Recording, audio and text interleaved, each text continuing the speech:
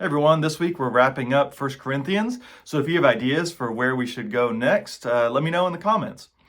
Now, concerning the collection for the saints, you should follow the directions I gave to the churches in Galatia. On the first day of every week, each of you is to put aside and save whatever extra you earn so that any collections do not be taken when I come. And when I arrive, I will send any whom you approve with letters to take your gift to Jerusalem. If it seems advisable that I should go also, they'll accompany me. Now, the title of this is giving an act of worship. That kind of comes from Church of Christ tradition, where we define the 5 acts of worship, and one of them was giving. But I think that a whole approach to worship is too legalistic. It's tied to a blueprint model of reading scripture, which I don't think is how the New Testament functions. It seems more like the people wanted a scriptural backing for the contributions that were just necessary to keep the church running. And this is the passage that would usually get talked about, because we seem to like passages that mention the first day of the week. The problem is that ignores the actual context of what Paul's talking about here. The giving that he's talking about, this contribution, is a unique collection for the Jerusalem church that is experiencing some difficult times.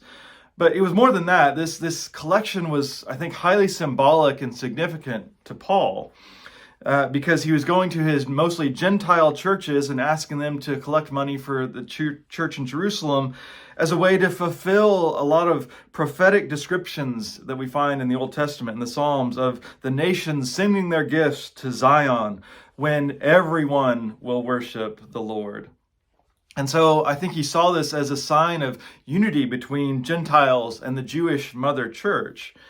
So it comes up in a lot of his letters. It's mentioned in the book of Acts. He goes into way more depth about why they should do this in 2 Corinthians, which tells me that this little instruction here didn't have the effect that he wanted.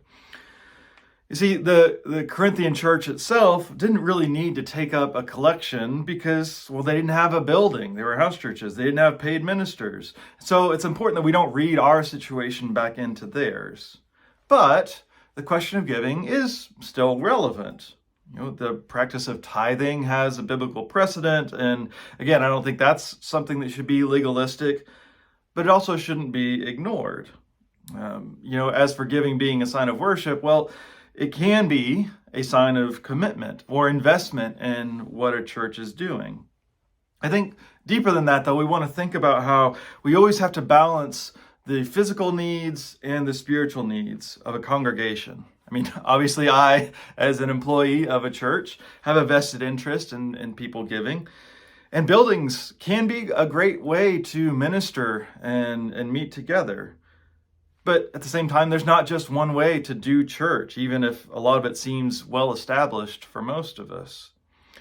Instead, with all this, our question should be, how can we use our resources, money, as well as many other things, to bless one another best? How can we do that in a way that is sustainable so that we can keep blessing and being the church that we're called to be in the places that we are?